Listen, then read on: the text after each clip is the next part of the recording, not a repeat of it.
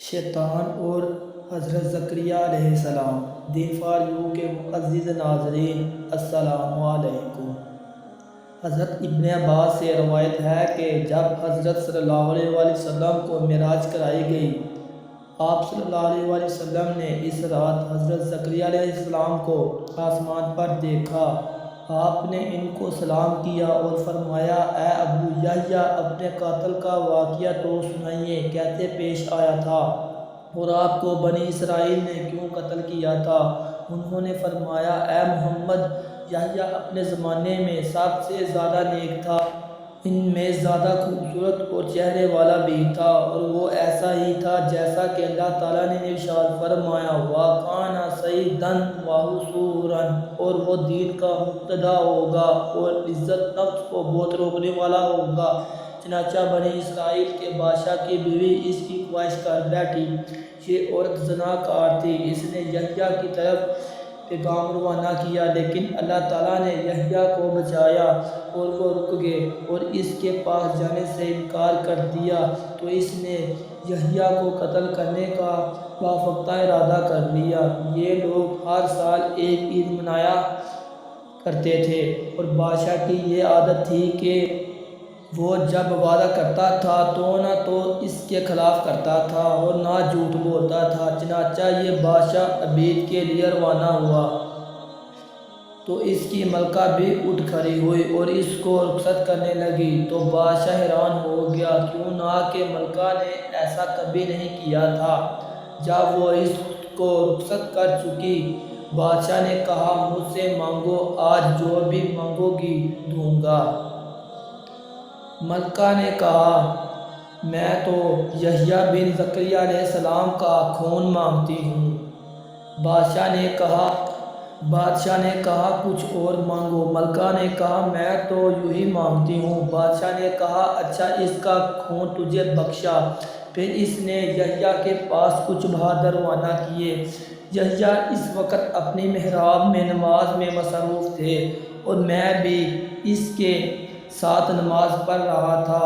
چنانچہ آپ کو ایک تشتری میں ذبح کر دیا گیا اور اس کے سر اور خون کو ملکہ کے پیش کر دیا گیا۔ حضرت محمد صلی اللہ علیہ وسلم نے پوچھا کہ اس وقت آپ کے صبر کی کیا حالت تھی؟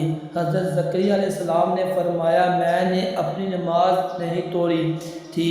جب یحییٰ کا سر مبارک اس کے پیش کیا گیا اور اس کے سامنے رکھا گیا تو وہ بہت خوش ہوئی، لیکن جب شام ہوئی تو اللہ تعالیٰ نے اس بادشاہ کو شاہی خاندان اور حشم و حزم سمت زمین میں دھنسایا۔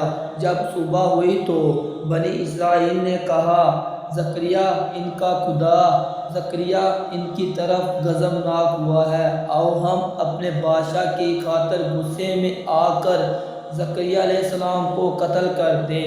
چنانچہ وہ میرے قتل کرنے کو تلاش میں نکل کھڑے ہوئے اور میرے پاس ایک ڈرانے والا آیا تو میں ان سے بھاگ نکلا۔ ابلیس ان کے آگے آگے تھا اور وہ ان کو میری خبر دے رہا تھا۔ جب میں ان سے ڈر گیا کہ اب میں ان کو عاجز نہیں کر سکتا تو میں نے درخت کو آواز دی تو درخت نے کہا، میرے اندر آ جائیے۔ چنانچہ وہ پھٹ گیا اور اسی دوران درخت مجھے اپنے اندر چھپا کر نگل گیا اور میری چادر کا ایک کنارہ درخت سے باہر رہ گیا۔ جب بنی اسرائیل پہنچے تو ابلیس نے کہا، تم نے دیکھا نہیں، وہ اس درخت میں گھس گیا ہے، یہ اس کی چادر کا کنارہ ہے، وہ اس میں اپنے جادو کے زور سے داخل ہوا ہے۔ انہوں نے کہا، ہم اس درخت کو آگ میں جلائیں گے۔ ابلیس نے کہا، بلکہ تم اس کو آرے سے 2 ٹکڑے کر دو۔ چنانچہ مجھے درخت سمیت آرے کے 60 ٹکڑے کر دیا گیا۔ دنیا میں واپس پلٹنے کی دعا۔ حضرت انس رضی اللہ تعالیٰ عنہ بیان کرتے ہیں کہ رسول اللہ صلی اللہ علیہ وسلم نے فرمایا، قیامت کے دن ایک جنتی آدمی کو بلایا جائے گا تو اللہ تعالیٰ اس سے پوچھیں گے، اے ابن آدم، تو نے جنت میں اپنا ٹھکانہ کس طرح کا پایا ہے، تو وہ عرض کرے گا اے میرے پروردگار بہترین پایا ہے۔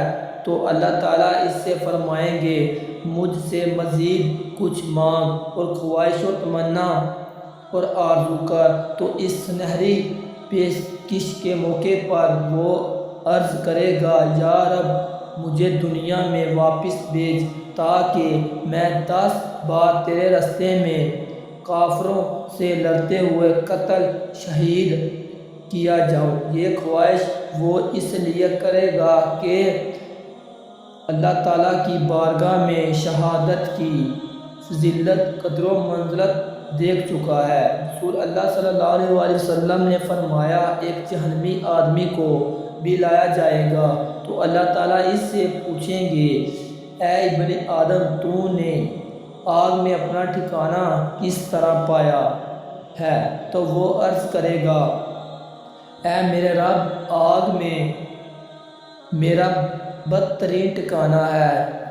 پھر اللہ تعالیٰ اس سے کہیں گے کیا تو اس ذلت رسوائی سے چھٹکارا کے بدلے میں زمین کے برائی کے برابر سونا دے گا تاکہ تجھے اس عذاب سے نجات مل جائے؟ تو وہ عرض کرے گا ہاں۔ تو اللہ تعالیٰ فرمائیں گے جھوٹ بولتا ہے، میں نے تو اس چیز سے بھی بہت کم کا مطالبہ تجھ سے کیا تھا لیکن تو نے وہ مطالبہ پورا نہ کیا۔ دوستو اس طرح کی مزید ویڈیو دیکھنے کے لیے ہمارے چینل کو سبسکرائب کریں اور ویڈیو کو زیادہ سے زیادہ شیئر کریں۔ انشاءاللہ میں آپ کے لیے اس سے اچھی نیو دینی معلومات آپ تک پہنچاؤں گا۔